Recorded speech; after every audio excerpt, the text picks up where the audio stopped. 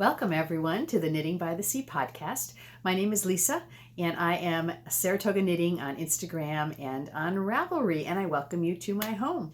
I live in Marblehead, Massachusetts, which is just a short distance north of Boston, and I live in a small harbor town. So right outside my window, just down about a block or so, is the harbor. I live in a very, very old house. We were lucky enough to purchase this property last year. The house we live in was built in 1750, and it was converted into a residence in 1850. So we are really lucky to live here in this town, and then have this opportunity to have this wonderful old house that we're kind of feel like we're stewards of. So welcome. This is a knitting podcast. Welcome to any new viewers, and welcome, of course, to all my returning viewers. We're going to do a few things today. Number one, I'm not at Edinburgh Yarn Festival, so I thought I would podcast today. But we're going to take a look at my finished objects. We are going to take a look at some works in progress that I have going, and we're going to do the draw for the Meet the Designer section. And I'll talk a little bit about some spinning also, and then we'll wrap up with some chatter. So let's get started.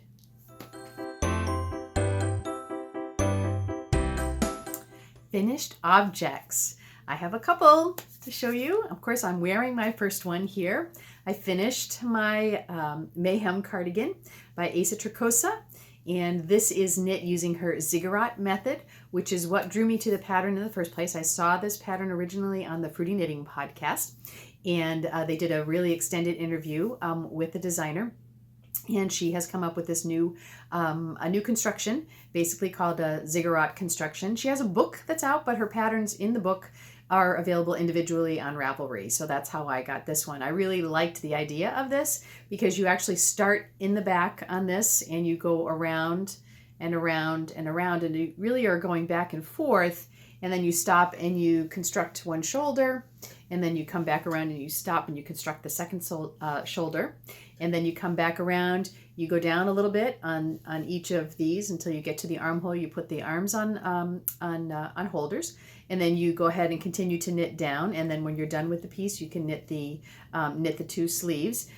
She has this really great tip in there, which of course, a light bulb moment, that she just said basically once you get to the part where you're not making any changes, you're just knitting straight down, to just whenever you end the next ball of yarn that you're using, just stop there and go ahead and go do the sleeves and get those done, and then go back and do the body. You know, genius. Why not do that?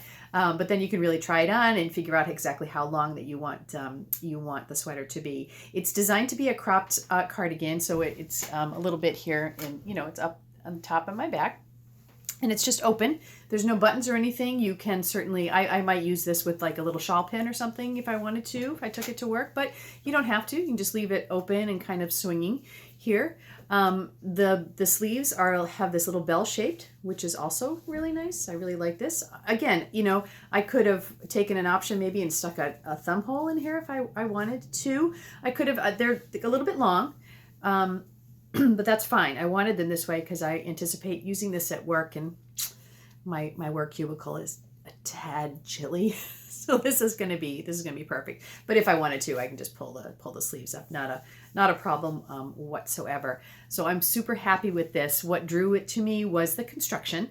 So I was really interested in trying that out. The pattern looks complicated, and it's one of those things you really just need to sit down and do it and read it through, and then just go ahead and do it and believe in the designer that she knows what she's doing. Because when you're looking at it on the needles, I said this the last time, you're like, I don't even know what's going on. I don't know how this is going to work. And then all of a sudden, this beautiful sleeve happens.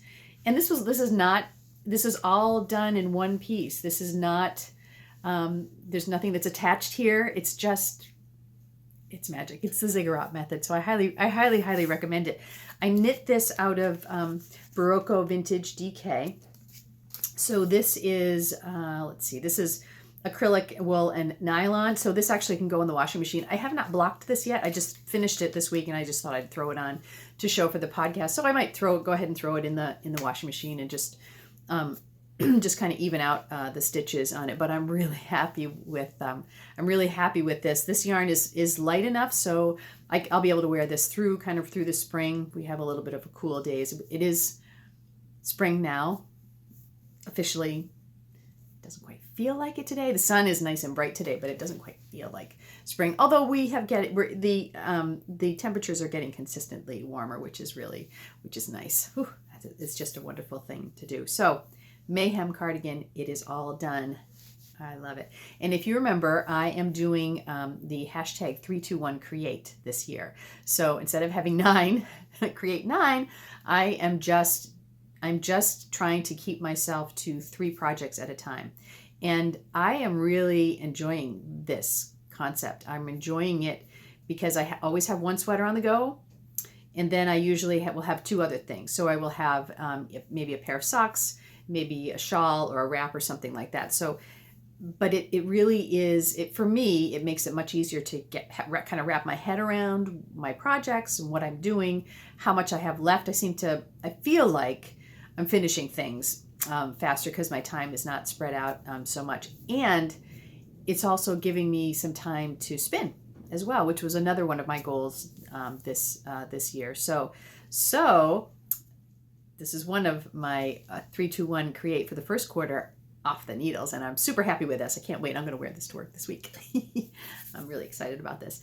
The second project that I also have off my needles this week is the first pair of socks from the Mary Queen of Socks Sock Club by Mary Lucas. If you remember a couple of podcasts ago, I had a giveaway for a year's subscription to this sock club. I'm pretty sure Mary will probably have these patterns up available individually at some point. But right now I think they're exclusive to the sock club, but they're great. So her theme this year is Mary Queen of Socks. So she's having all of the she's going to be designing socks that are have that theme to them. So they're going to have queens in them, and it's going to be really fun. Mary loves cables, so there's quite a bit of interesting cabling in these socks. I have knit her socks several times before, and I really like her patterns. Her patterns are great. I like to knit my socks toe up, so that's the choice I make when I get her patterns, but I just really love them. The patterning is super interesting. It's never that difficult. But again, for me as a knitter, I do like to have, I have a commute in the morning to Boston from here. So I have, it's a good long commute, but I probably have 20 to 25 minutes on the bus where I can knit. And so usually I like to have a small project, and some days you don't even want to think, but most days I really would like something that I have kind of engages my brain a little bit. And her sock patterns are perfect for that. So here is the first one. It is called the Queen Mother socks, and I knit them in this crazy sock yarn that I got as a gift, but I love it. So maybe you can see, so it's got all these lovely cables running up the front and on the side. I use the Fish Lips Kiss heel. That's always my favorite go-to heel. And as I said, they're toe up, so I start here and go right up. But these are super, super nice. This yarn, I had never used this before, and it's actually it's fingering weight yarn, but it's a little bit on the heavier side. So these are super, super warm socks. They went really fast because the yarn was a little bit thicker. So that was really nice. Another nice feature of this particular sock pattern is there's no ribbing at the top. So you do the lace pattern right up to the edge, and since it's a lace pattern, it's pulling in enough, so it's not going to slide down to your ankles or anything. But it's really nice. It just creates that really nice line all the way up with the sock, and I really like that. I have worn and washed these a couple of times already, so I am really excited about this. This is a year-long sock pattern club, so I think, if I remember correctly, we're going to have 6 patterns. This was the first one. I know the second pattern is due out at the end of this month, so I'm looking forward to that right now. And I have to decide what yarn to use for the next pattern. But finished object number 2. Finished object number 3. Can you believe this? I have 3 this time. But this is really special. This is called the Melinda Shawl, and it is by Victoria Zakanowicz. And she is a friend of Melinda, the Yarnder Woman podcast. And Melinda loves to knit for charity. She knits a lot for charity. She also likes to knit lots of shawls and accessories. So she's not so much a garment knitter, but she knits hats and shawls and cowls and socks and lots of things like that. Victoria decided to design a pattern in her name, because Melinda also goes to a lot of knit nights, and so she likes to have things that are kind of fairly easy to knit on, that you don't have to think about too much. And so she did this, and so so Melinda's having a little bit of a knit along right now to knit up her shawl pattern, which is really lovely. And so I have this really beautiful yarn. I'm pretty sure, I don't have the tags anymore, but I'm pretty sure that it has it's got some cashmere in it. It's super, super soft. And this is actually 2 strands. I decided to choose to knit 2 strands together. And I will say I took some liberties with this pattern. There are some really specific numbers of, if you can see the pattern. It's a super simple pattern. It is really pretty. It's just very, very easy.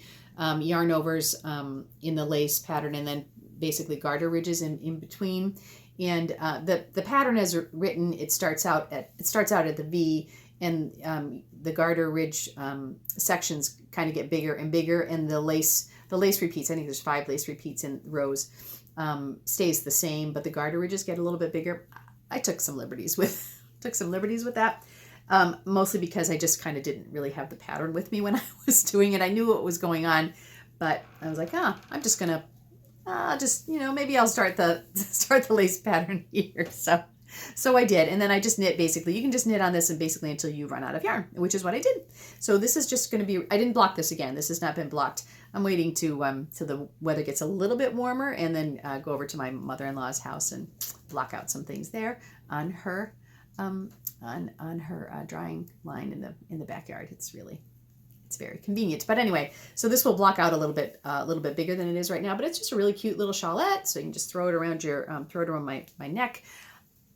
It's unbelievably soft. I can see myself in using this every single day next winter, but I'm really happy. But that Melinda shawl pattern is available now on Ravelry, so go check it out. It's really super, super, super cute. It's a super easy pattern repeat, and as I said, once you're looking at, what you're doing on these 2 different sections, you can make them whatever size you want. You could do some striping on these if you wanted to. But I just had this yarn that I've just kind of been waiting and holding on to and waiting for something perfect. And this is it, because it's just going to be perfect for around my neck. So that is the Melinda shawl. And that is my 3rd finished object for this podcast episode. And I'm really happy about that. So now let's move on to some works in progress.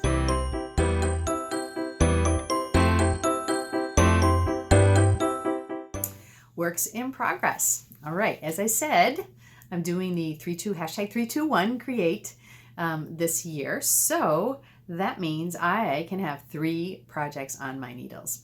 Now, the first project I have on my needles, I can't really tell you about because it's a super secret test knitting that I am doing. And when I can tell you about it, I will let you know. But I really wanted to show you the yarn because a couple of weeks ago, Sophia and I took a trip over to Salem, and we went to Circle of Stitches, which is the local yarn shop in Salem. And I picked up some really gorgeous spun right round classic sock yarn. I knew I had some sock patterns coming up. So I wanted to pick up something, and this really just struck my fancy. It was super, super beautiful. So I just want to show you this yarn. Isn't this gorgeous? I think it's lovely. Now you will also notice my very, very official and exciting way to hold my yarn after I have caked it up. So this is an old sock. This is an old exercise sock. That's what this baby is. So, I mean, you can purchase sock, yarn socks, I think they're usually called, and I probably do have a couple of those official ones hanging around, but this is my go-to option. I know it looks silly, but who cares? No one is going to see it because this is usually just in my bag. So you know, when you have a cake of yarn, when you start knitting with it from the middle, eventually it's going to kind of cave in, and then the side's going to start coming out, the other end is going to start coming out. So that's what what do you call a yarn sock is meant for, but or yarn bowl. But for this is my some travel knitting. So this is what I like to do. I just throw it into a little sock, and there it is. No cost. Who knows where the other one of these is? Probably in some other yarn bag, actually. But yeah, just throw it right in there, and then everything is all safe, all in one place. It's not going to unravel on the outside. Works great. So anyway, so this is my super secret sock pattern that I am knitting right now, and I am very, very, very happy with this yarn. I really like these colors with the grays, and it's got beautiful grays and blacks and little pops of some pops of yellow in there, which is just, it really is beautiful, and it is knitting up gorgeous as well. I've already finished the first sock, and I'm working on the second one now. So I am very pleased with this sock yarn, Spun Right Round Classic Sock. It's really just beautiful. It's 100% merino, so these will not go into the washing machine. There's no nylon on in this. It is not superwash. You know, as much as I'm concerned about superwash yarns, I do have quite a bit of superwash yarns, and I mean, it serves its purpose. I wear a lot of hand knit socks. I make a lot of hand knit socks, and I wear a lot of them, and I'm not always the one to do the laundry. So really, for most of my hand knit socks, I tend to go for superwash, just because I know what happens in this household, and it's going to get thrown in the washing machine, and it's going to get thrown in the dryer. And the superwash yarn for socks really works really, really well. So for me, I still use it quite a bit. But let's see. Okay, so that's my second one. My first whip. My second whip, I have not started yet. I probably will. I probably will wind up this yarn today. And this is yarn that I've probably had this for a year, and it is by Kayleen. Little Bean Loves Yarn. And these colors in this, I have 2 skeins of this. They are just these really beautiful, deep, dark jewel tones that are just amazing. And I have also had on my radar for over a year the Capri shawl by my friend Tanya. And Tanya actually came up with this pattern after participating in, I think, one of the shawl knitting courses by Frenchie by Roja Knits. And I have had this on my radar for quite a long time. It's in my library. It's been sitting there waiting, and I even purchased this yarn especially for it. I just haven't gotten to it yet, so now is the time. This is going to be my second project for this kind of quarter, my 3-2-1, and I'm going to cast this on. This is I think I'll be able to put a picture of it up here, but it's a beautiful, beautiful, beautiful cowl pattern, extra long. I have 2, as I said, I have 2 skeins of this, so I'm going to use up every bit of it in this pattern, and it's just going to be beautiful. And again, something I'm really going to be enjoying knitting on now for wearing next winter. So yeah. So and if I didn't say, Kayleen lives in Marblehead, so she is my local dyer, yarn dyer, which is really fantastic. And I just love her color sense. I love her yarns, and I'm really going to be looking forward to this. So next time you'll see this cast on. And hopefully have some good progress on this, because I'm really zipping through that second sock as well. So I'm really happy to look at this and get going on this. My third project is going to be my next sweater, because I have finished this sweater. So now it's time to move on to my next sweater. And I've been really hemming and hawing. I haven't known I've been trying to think about what I'm going to do with it, with this. I have some yarn for a couple of different types of sweaters set aside. But I really, really have enjoyed my wearing my NG sweater by Jennifer Steingast this year. This I would live in this sweater.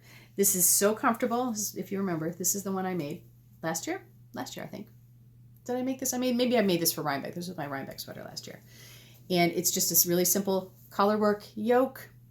And it just, the fit on it, the sleeve length, the fit on the body, the neckline, everything about this fits me perfectly. I feel so comfortable in this. And I literally, if I could wear this every day to work, I would wear it every day to work. And I've worn it quite a bit.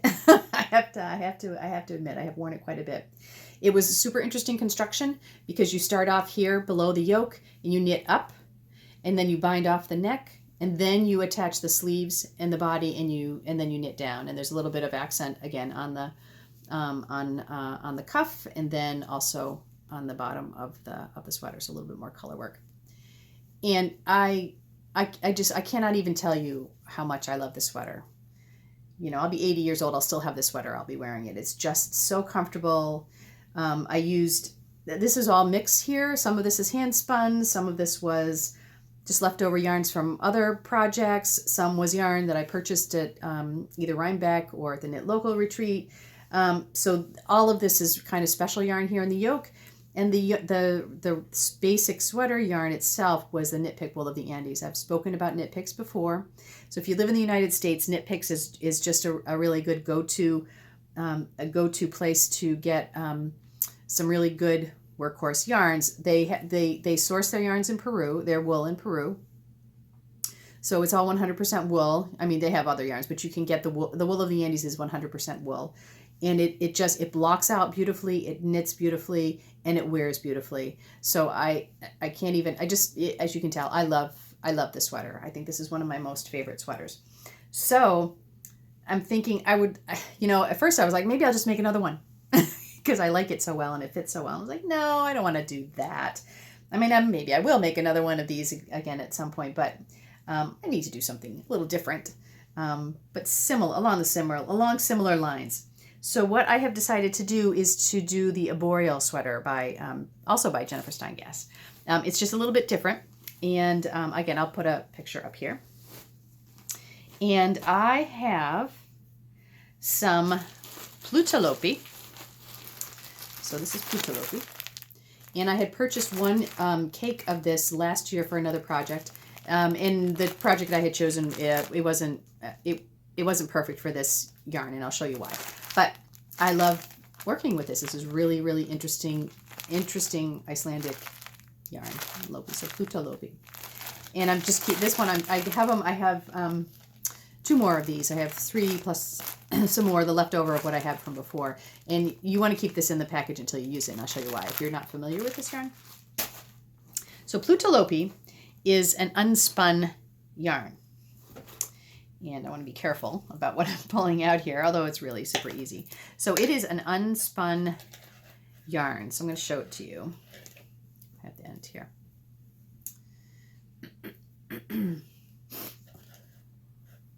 Nope, not that end. This end here. Okay, so this is the cast on. So this is what this looks like. And this is what happens to this yarn. Just pulls apart. Because there's no twist in this whatsoever. There's zero twist. So it's as if you're knitting with the fiber. The fibers, they're together because they're not crunchy at all, but they really, they hold together well. But you have to be careful as you're knitting it. And you're knitting it in the cake. So this is the leftover yarn that I had from the last project. I couldn't really pull it out, as you can imagine. You can see why I couldn't undo the amount that I had already done. So I had this much left, and so I decided to start this with this. But this is fantastic. Now, it does happen sometimes. You have to be careful when you're knitting with it. But at the same time, if it happens, if it pulls apart, just splice it together and keep on going. It's super, super simple. It really is not a problem. I think probably for most knitters, now I'm a spinner, so I understand the concept of this better. I understand how to hold this in my hands, I think maybe better. If you are a very tight knitter, Plutalopi is not for you. You really have to be very loose with this and very cognizant of the fact that it will just pull apart on you. It's not a big deal, but yeah, again, you don't want to, every few minutes having to be splicing it together again. So you need to, you don't want to be in an angry mood when you pick up the project using Plutalopi, but it's not bad once you get the hang of it.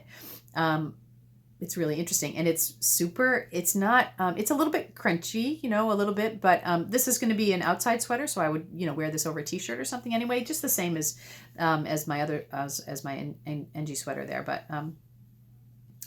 it's, again, for me, it's the technique is interesting. So in this case, the technique is interesting and the yarn is interesting, and this knits up into an amazingly strong fabric. You would think it would not. You'd think, oh my gosh, I'm going to rip my sweater. But once it's knitted up, it's very, very, very, very strong. It's not going to go anywhere. So I think it's really interesting. If you've never done it, just grab one of these. I know the Woolly Thistle, Corinne has this available in her shop, and it comes in some different colors, but I just got the gray because that's what I wanted to do.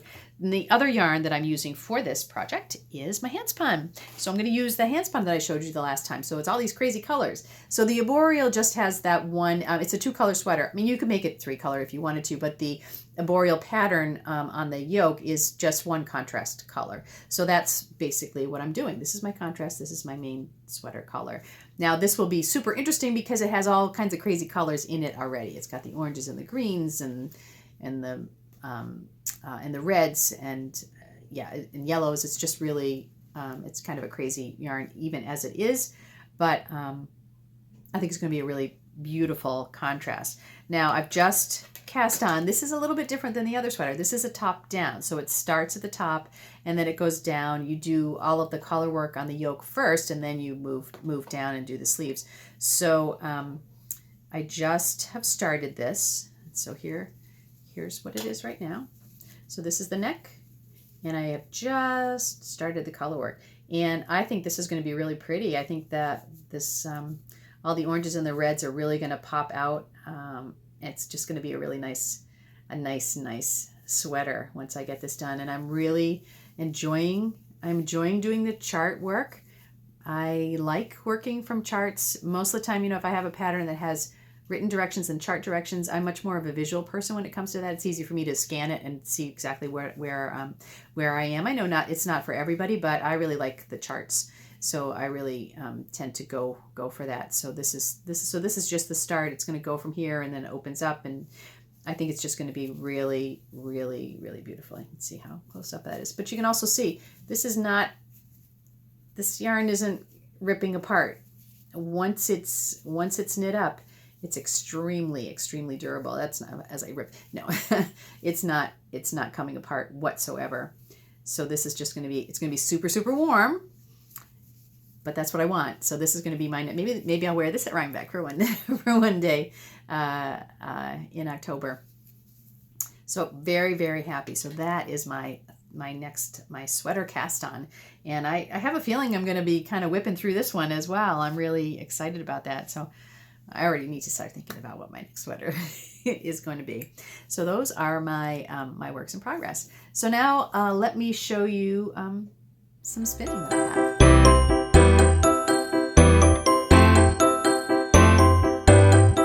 Spinning. So as I've mentioned before, one of the things I really wanted to focus on this year was doing some more spinning. I really didn't spin much last year, and I really, really enjoy it. I just enjoy the process. The spinning wheel is sitting right in the living room, and so I really wanted to make it a focus this year to do some spinning. And I have several braids of beautiful fiber to get through, so it's not that I have to worry about where that's going to come from. I have plenty to do, so I really want to focus on doing that. So I'm really trying, and I think I had shown you the last time I had some of these very, very gorgeous bats that I received as part of a fiber share package a couple of years back, and I just hadn't gotten to them, and so I have pulled those out. And I think I remember I had told you it had all that they had been blended with some silk, so it was kind of rough silk, so the silk was very tight, so it was really interesting for me to spin. And I finally finished all 4 of those little bats that I had, and I wanted to show it to you. So this is how it is. There's lots of little nubbly bits in here because that's the silk, and it's come out so you can see it kind of is a little bit thicker and thinner here and there. It's extremely soft, and I just love all of the colors. Now, I thought again, I wanted to get as much bang for my buck as I can out of what I spin. So what I have spoken about before, and what I think I'm going to do with this, is that oftentimes I will spin the fiber that I have, and then I will ply it with a commercial yarn. contrasting color, same color, and that way I get much more yardage out of it rather than splitting this in two and plying them together. And you have beautiful yarn, but maybe not so much of it that you think about what you want to do with it. So with this, I probably would like to make some type of a cowl or a wrap or a shawl or something like that, something really pretty. And so I wanted to get as much yardage as I could. I don't know how much yardage I have on this actually, because it's just all on the bobbin. I obviously haven't wound it off, because what I think I might do with this, I'm either going to find some something like Kid Silk Haze, so that it kind of a mohairy, but like in a white color or a really super light cream color, and ply it with that, because I think that'll be a nice contrast. There's a lot of light in here anyway, but if I do something light, it will be light and kind of lace weight. And that's the other thing. I might look for some really pretty white, creamy lace weight yarn, which would be really good, because that'll be really thin and won't take away from the beauty of this of the hand spun. So that's what I'm looking to do. So I'm on the hunt for that. I haven't gotten that yet, but when I do, I will be plying this together and making the skeins of yarn out of it. I'm not in a rush to do this, because I really want to let this I really want to let the twist that's in here set on this. It was because it had all the silk in it. It was very, very soft. So if I take it off too early, I think it would have a tendency to kind of potentially could pull apart in some places. So I really want to let this rest and let it just sit here on this bobbin for a little bit. Not months and months, but I'm not particularly in a rush, and so probably, I don't know, within the next month or so, I'll find whatever yarn that I want to ply this with, and then put that back on the wheel and ply it up and see how it comes out. But I was really happy to finish this. It's super.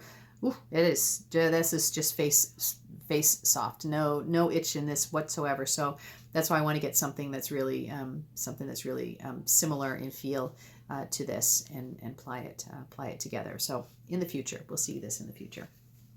So once I finished this, I was able then to move on. So my next thing, what I, just to kind of preface showing this, I have a Crafty membership. So Crafty is a website, and I'll put a link for this as well. If you don't know Crafty, it's a kind of a teaching website, but they also have other things that you can purchase on there. But Crafty puts together videos, and you can purchase the video. They're video series, they're like tutorial series, and they're really very good. I have several of them. Mark has several of them for photography, so it's not just knitting and crafting. It's really all kinds of things. You can learn how to do maybe like pottery and sewing, and as I said, photography and knitting and spinning. There's just really cooking. There's really anything that you might think of as kind of crafty. If you can go to crafty and craftsy.com, and they probably have a series of videos on it. So you purchase the video and the video series, and then it's yours for life. So this probably was a couple of years ago. I actually purchased a spinning with color video, spinning dyed fibers. So spinning dyed fibers with color, and it was by Felicia Lowe. And I probably had gone halfway through it, and I just never finished it. I would always like, oh yeah, I need to go finish looking at that. I really enjoyed it. So last week I actually went back, and I'm like, I'm gonna put that on, and I finished watching it through, and it's great because she just talks about how color works when you're spinning, what happens to the color when you're spinning a braid, just different ideas to, when you look at a braid and look at the color saturation in it, different ways to split it up, different ways to spin it, if you want to keep all the same colors together, if you want to blend the colors more, just kind of talking about it, looking at the staple length that will make a difference in your spinning, how you spin it. It was just really super interesting. It was like really right up my alley, because that's what I love about spinning. I love the color and what comes out of spinning up all that beautiful color. So I have this incredible, beautiful braid. This is how I split it in two, and this is how it first started. Let me see where this is from. Yeah. Yes, this is Maiden Skeins. I actually got this in as a gift. Jeffy Wybells, and it is 4 ounces of merino fiber, and it is beautiful. So it's hand dyed. So here it is. So you can see that it's got all kinds of colors. It's got browns and pinks and mauves and blue and lots of pops of white. And it's just super, super, really, really, really super pretty. So I could just split this up and spin two bobbins and then just ply them together. But after watching the video and thinking about what Felicia was saying in there, and then she's like, pull them out, open them up, look at them, think about how it would what would happen with it. And I think that if I just did that and spun it, that I think this might tend, once I plied it together, to become a little bit muddy, because you have these browns in there, you have these deep blues. And I'm just thinking that you might lose some of this, you definitely would lose some of this gorgeous, gorgeous coloring. And it might get a little muddy because you've got the really dark pieces and the brown pieces. So if I ended up applying this together, I'm just thinking that maybe it wouldn't be as pretty as this is here. So what I think I'm going to do is that I am going to spin this up as a single, as get it fairly thin as a single, and then do Navajo or chain plying on it.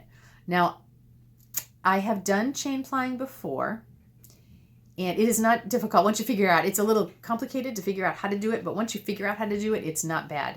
My issue with chain plying is that it makes a 3-ply yarn, so that makes it very strong, which is really good. But if the beginning yarn is not thin enough, then it'll turn into a pretty chunky yarn. So that's really, the times I've done it before have really just kind of been to practice to fool around with it, like with the ends of a bobbin. I've done that maybe. So this one I want to intentionally try to do that. So I'm intentionally trying to spin fairly thin, and then I'm going to chain ply or Navajo ply the bobbins. And what that means is that I will get a 3-ply yarn, but all the colors will stay together because I'm chain plying it. So it's plying back on itself. So you're basically going to maintain all those beautiful color repeats. This won't be striping because it's not striped in any particular pattern. But so I already have the other half of the yarn I've already pulled it out, and I have prepared it just a little bit, so made it a little bit easier to draft. Pre-drafted it. But you can see when I spin this, like if I spin all of this white is going to stay together, and then it's going to ply back on itself. So it will, that color will remain. There'll be a little bit of the color when it comes to the next one. But for most of it, as you ply it out, you're going to have you're going to have a good amount. As you can see, as you can pull it, you're really going to have a really, a good amount of that beautiful blue color, and that will all stay together. And then it will transition into that white, which will then transition into the brown. So that's really what I am kind of aiming for in doing this. And what I would like to do eventually, if this works, is I would like to knit socks with this. So depending about how much I have. But let me show you how it's been spinning up right now. So it's like light as a cloud, and it spins beautifully. So these are all the colors. So, I'm getting it fairly thin, which is good. And it will ply, will ply back on itself. So that's 2 together. So that will be 3, will be not much thicker than that. So as you can see, it's just going to maintain that same color until you get to the next color, and then that will transition over to that. So it's very, very beautiful. I'm really liking watching the colors go onto the bobbin with this. So yeah, this is really encouraging me to continue on with this. I'm really kind of like in a purple mode. I have a lot of purplies, these purple and blue colors here in my spinning. I have a lot of green in my knitting, but I have some purples and lavenders in my spinning, which is really pretty. This is beautiful spring colors anyway.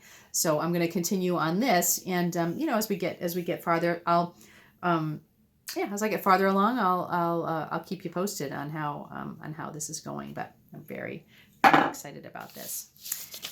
Now, my third piece is an acquisition that I received from spinning. If you remember, a couple times ago, I think when I had talked about being a patron on Patreon, and I am a patron of Carolyn, who is a spinner in Sweden, and she and her partner Knut have they've purchased a spinning mill, and so they are starting to spin and put together their own yarn. And I was interrupted by my husband there, so I'll get back to what I was talking about here. So Caroline has, they're starting to put together this beautiful, beautiful fiber. She's also spinning some of her own hand spun yarn, so she has that on her Patreon website as well. She does video blogs.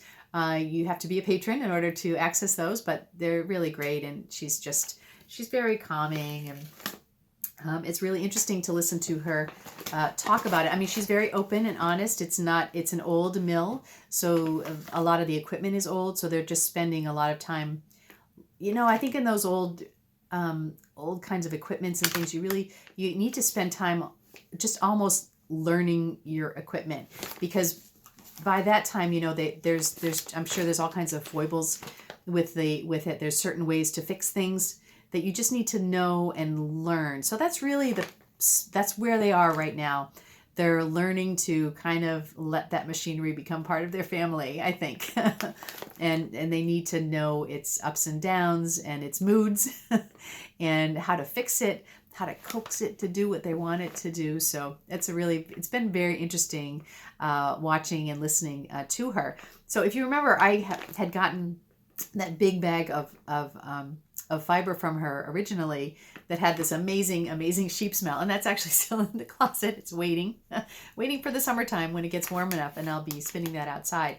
But they've been actually starting to really do put together some yarns in their mill.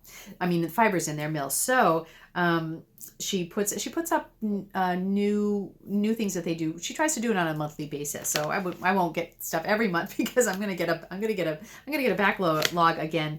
But she has this really beautiful fiber that she put up for February. And this is a blend that her partner Knut put together. And again, here we go. It's green. It's a green fiber. But look at this gorgeousness. Isn't this beautiful? Beautiful. And it still smells sheepy. Not as sheepy as the other bag. But this is it just smells of the barn. It smells of the sheep. It smells of sunshine and warmth, and it's just got some on my mouth here, but it is just super gorgeous. It is so soft. So most of it that I have is I have a huge amount. I have a whole package of this, and then I also have a little bit of this beautiful mixed. So this has got a black and a white mix again. Super, super soft, beautiful. Oh my gosh, so gorgeous. It's just so much. My poor husband, he's like, there's this huge package here. What is this? And I'm like, it's nothing. It's just a nice light fiber. But yeah, so this will be a summer outdoor spin along with the other brown. Maybe I'll mix those two together. Who knows? But I am just so tickled to have this. I feel like, I have a part of their life project right here waiting for me to dig into this summer. But so you'll be seeing this in the future as well. All right, so let's move on to the next section.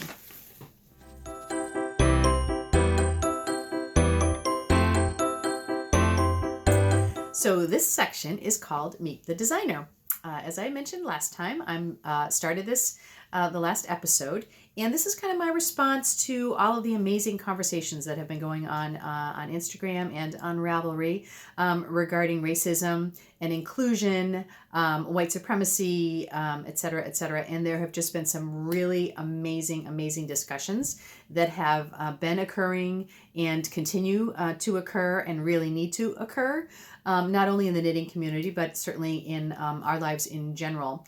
But one of the things that I have really taken away from this is the fact that there are just some really amazing, amazing designers and yarn dyers out there that I really have just I'm becoming aware of because of these conversations that are happening. So what I'm going to do every month this year is that I am going to highlight a new designer that's certainly many of them will be new to me, and hopefully they'll be new to you too.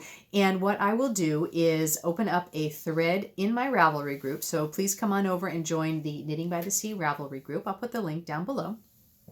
And I will have a Meet the Designer with the designer's name thread open in the Ravelry group. And what I would like you to do is to go in and take a look at the designs of each highlighted designer each month and tell me which pattern you would like to design and why. And I will gift a pattern the following podcast episode to one lucky winner that I will just draw by random.org. So today, or for last month, I should say, my featured designer was Frenchie of Aroha Knits. And I've known Frenchie for several years now. And she has just grown amazingly as a designer, as a person, as an influencer on the internet. And she is just great. So I was super, super happy to highlight her. She has some beautiful patterns. I have test knit for her. I have knit several of her patterns. I still have several of her patterns in my favorites, in my queue, and in my dream knitting. I did a random choice this morning. We had 43 entries in it, which was really terrific. And the winner is for sure, who is Katie on Ravelry. And Katie said she wanted to knit the Atiru shawl. So Katie, you can look forward to a message from me, and I will gift you that shawl pattern. And I will be very excited to see when you do knit it up and what yarns you pick and how it looks. And I'm really hoping that you enjoy it. And again, anyone else who has a chance to take a look at Frenchie and Aroha Knits, she's doing some amazing things. So I really highly recommend that you go over there and look at her. This month, my featured designer is Rose Beck. And Rose Beck, her username is Rosie is a Rose on Ravelry, and she has her designs as Rose-Beck on Ravelry. And I'm just going to read to you what she says about herself. She says, "I've been knitting and crocheting for almost 30 years and have always loved tinkering with patterns. In 2010, I started designing in earnest when a prolonged medical leave found me with little strength for knitting, but considerable time to explore and write out my yarny ideas. I like to knit and design simple, elegant accessories with a bit of whimsy, accessories to make the most of today's gorgeous hand-dyed luxury yarns. Why Rosie Posey Designs as a name? After going through chronic fatigue syndrome and breast cancer treatment at the same time, I forced myself to take a positive outlook on life. Otherwise, I would end up crazy and depressed. Rosie Posey was a nickname my friends and family used when I was little, and I remember hating it. I chose a resurrected form of this name to remind myself of my new take on life, where despite everything, I can choose to view my life as Rosie. Life is short, make it beautiful." These days, she's very active on Instagram, and she shows off all of her knitting, weaving, and sewing adventures. So Rosie has some really amazing, amazing patterns. She has some lovely shawl patterns. She has lots of cowl patterns. She has sock patterns, and she has amazingly gorgeous hat patterns as well. Oh my gosh. As I scroll through them, I'll put some pictures up here on the screen for you, but they are just beautiful. I think she has over 70 or 80 patterns on here, and I have never seen these patterns before. So I am really excited to kind of dig into these as well and choose some to put in my queue, because definitely, oh my gosh, I love a good cowl. I love a good cowl. I'm all about the long cowls to wrap around, because I work in a cold office. But oh my gosh, there's one that's just beautiful capelet. Oh my gosh.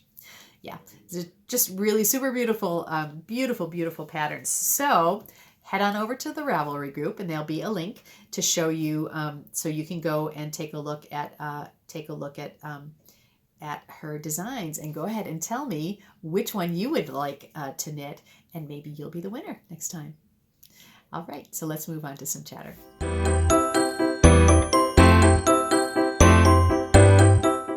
So what's been happening this month? It's been crazy busy at work. Crazy busy at work.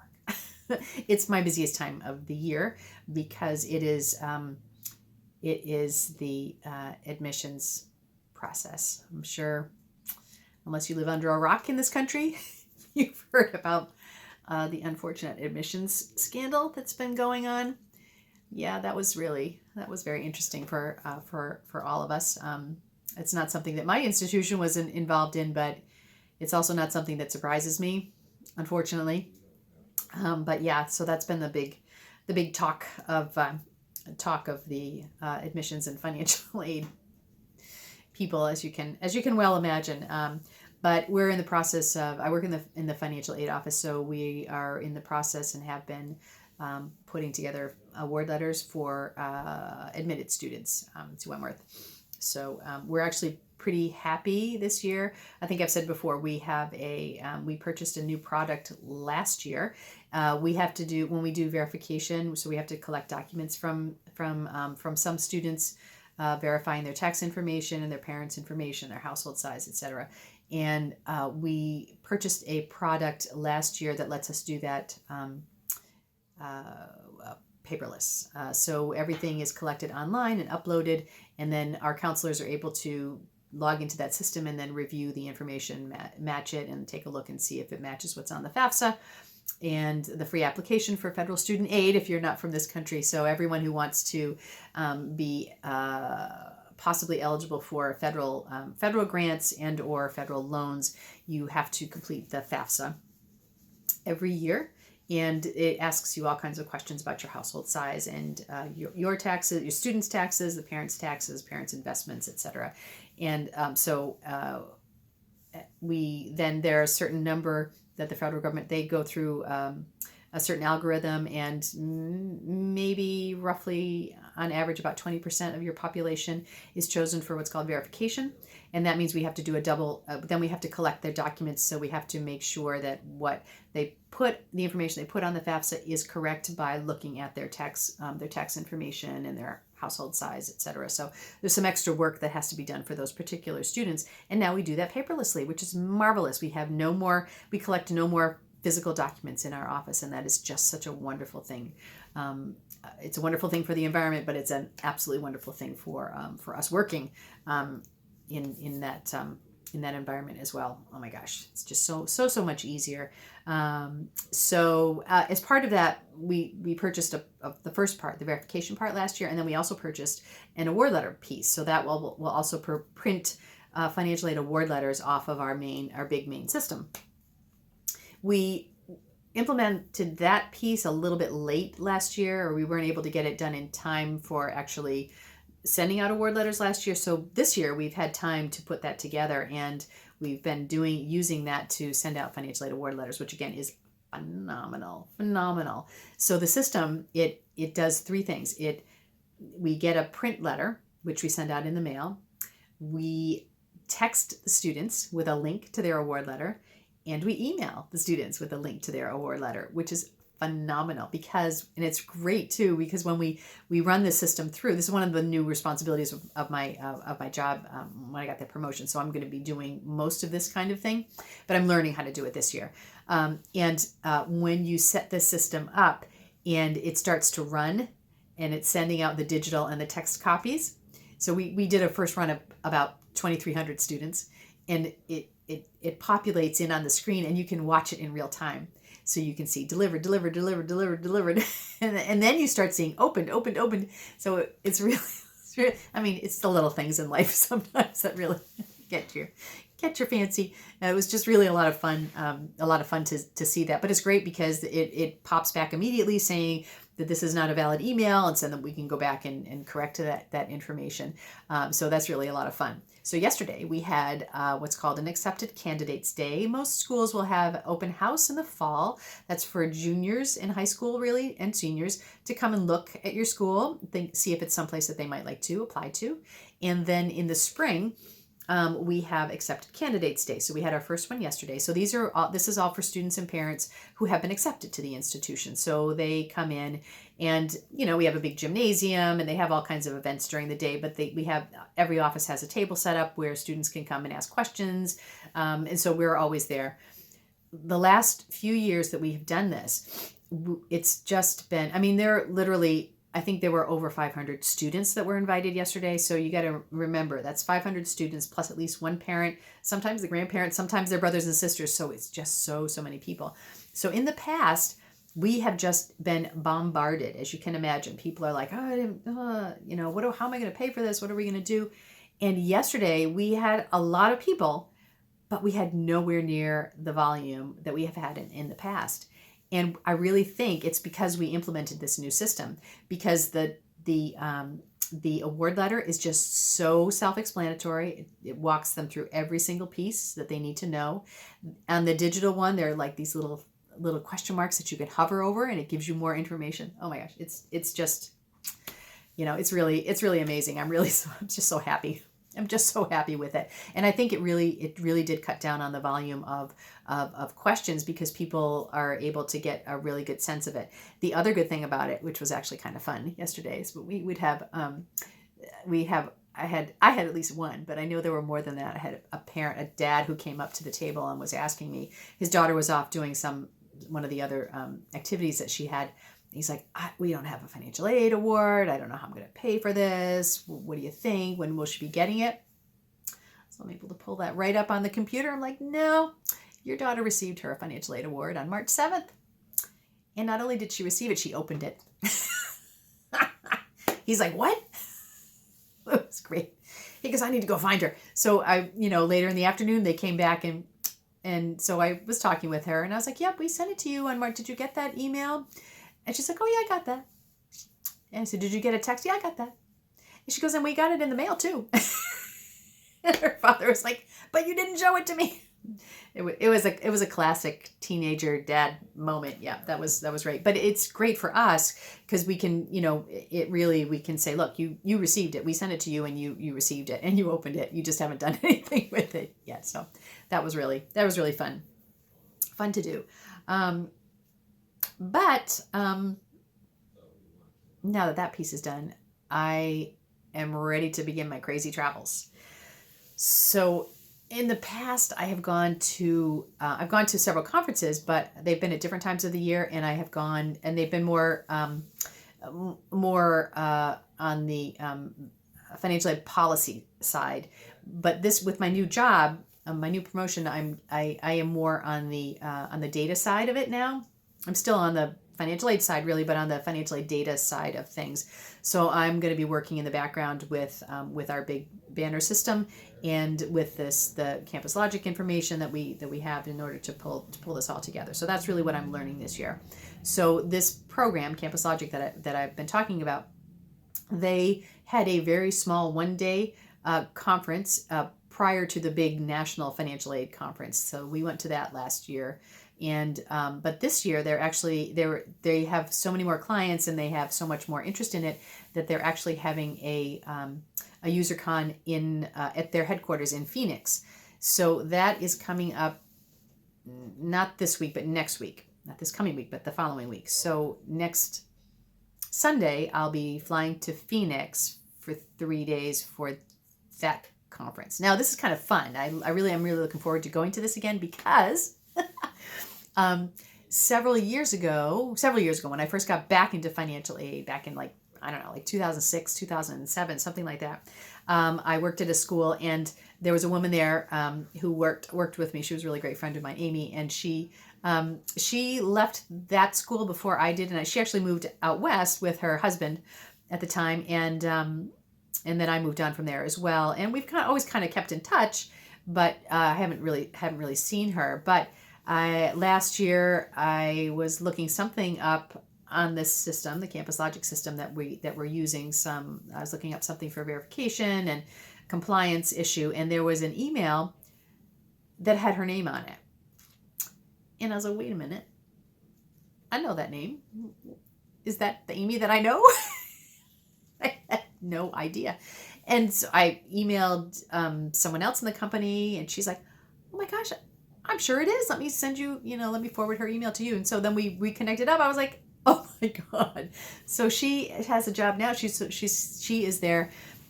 She's works on the compliance side. So she's really the compliance manager for financial aid for this company, which is phenomenal. It's just so much fun. So we hooked up at before the conference last year. So we got to spend some time together and went out to dinner. Now we're going to Phoenix, which is where she lives and works, and she's going to be at that conference again. So I'm going to get to see her again. So it's just really funny, to have not seen someone in so long and known them so long ago. And we're just in completely different places in our career and in completely different schools, and it's a lot of fun. So that will be a lot of fun. So I'll be there for 3 days. So Sunday through Wednesday, I'll be in Phoenix. Come back Wednesday night sometime in the evening. And I'll get up the next day. I will go to work on Thursday. Then the next day will be our second accepted candidates day at Wentworth. So again, another 500 students with their parents and asking questions. It's just a full and exhausting day. And that is that Friday. Then on Saturday morning, Mark and I together will be flying to New Orleans. Yeah, so I have another conference right after that. This conference is for the banner for the big system, the big operating system that the institution uses for everything. And they have a 3-day conference as well, but this time in New Orleans. So after this craziness, I'm just taking the last 2 days of the week off, and we're just going to stay there. It'll be our vacation. It'll be our vacation week. So I'll be flying back I'll be flying right away. Coming back, 2 days of work, fly out again for the week. But that at least half of that will be vacation, and we'll be in New Orleans. So I've already told Mark he needs to pack his own bag, because there's no way I'm going to be able to have the brain power to do that. I'm just going to barely have time to wash my clothes and put it back in the bag to get ready for the next trip. So that's really fun. And then at the end of the month, at the end of April, we will, Sophia and I will be traveling to back up to Saugerties, Greenwich, New York, which is just outside, a little bit a little east of Saratoga, for the annual Knit Local retreat. It is the Washington County Fiber Tour weekend. So that was where all the fiber farms in Washington County open up for 2 days, for Saturday and Sunday, and you can go and pet the sheep and look at the llamas and the alpacas and buy lots of beautiful fiber, and really just enjoy touring each of those farms that are there.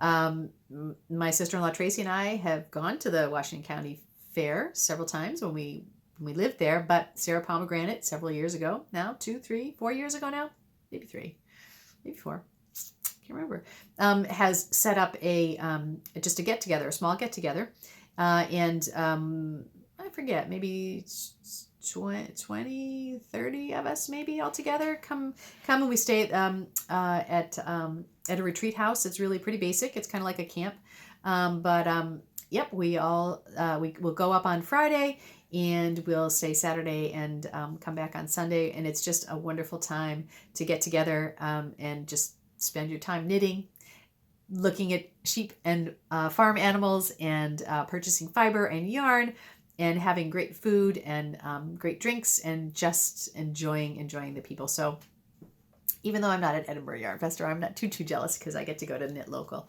in just a couple of weeks. And Sophia's friend, well, my friend too, but Sarah, that Sophia went to school with. So Sarah and Emma from Burlington, they also come down, and we got them to come last year, and so they're going to come again this year.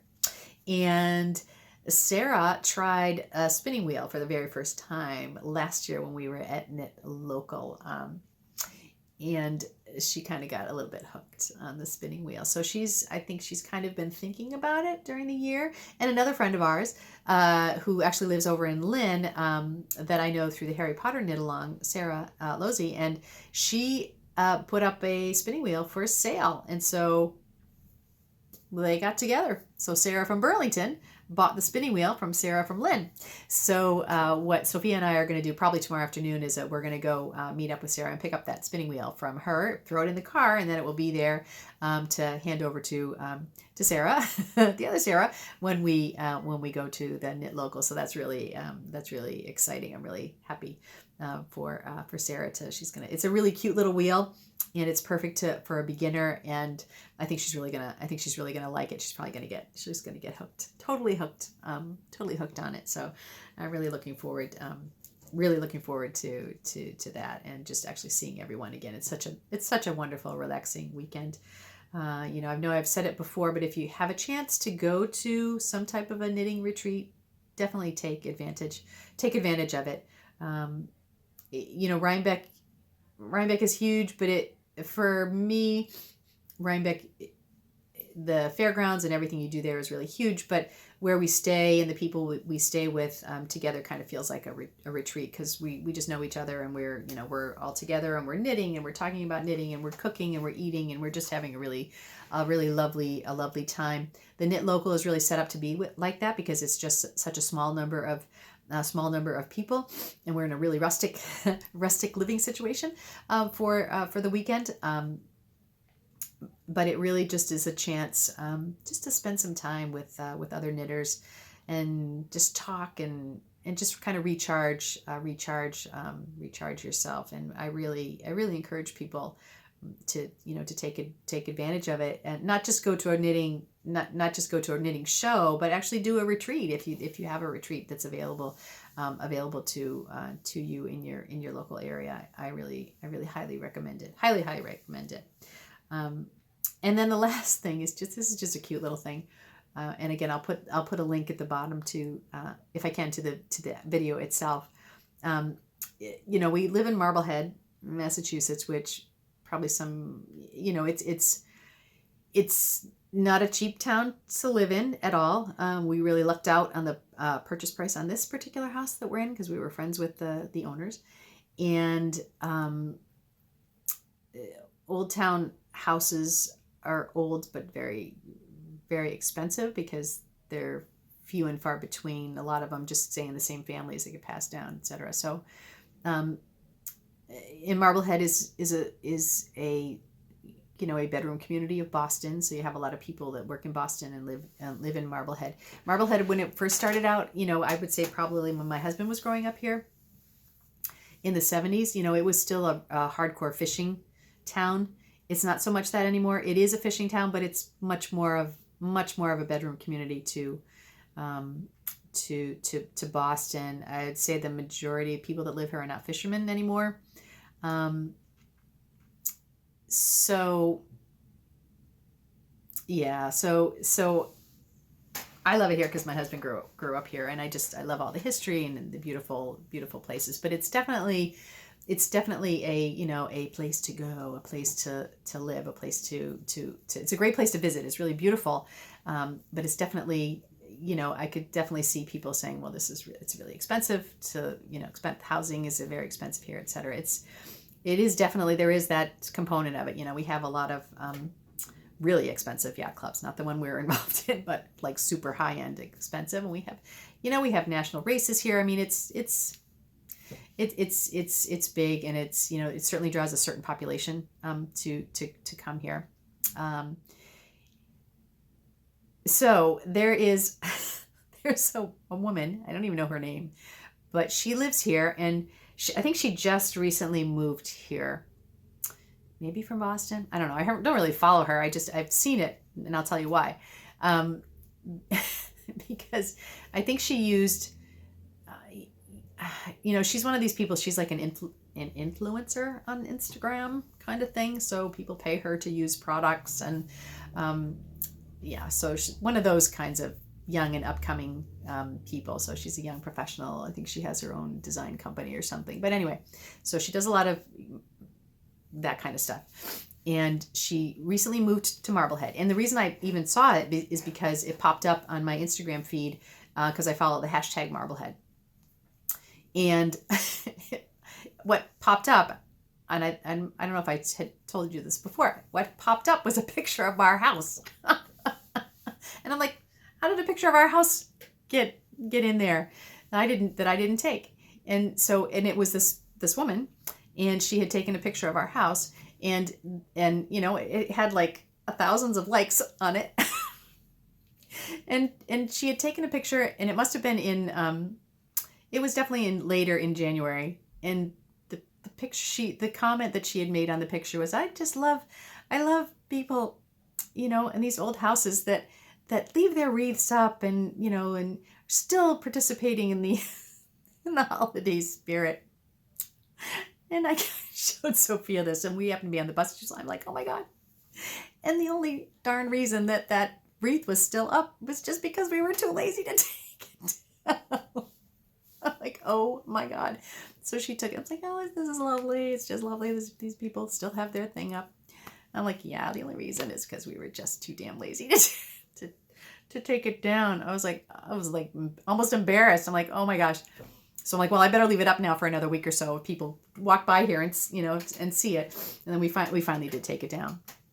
And then yesterday on the bus ride home, again, I was looking at Instagram, and this popped up under the hashtag Marblehead, but it was a little video.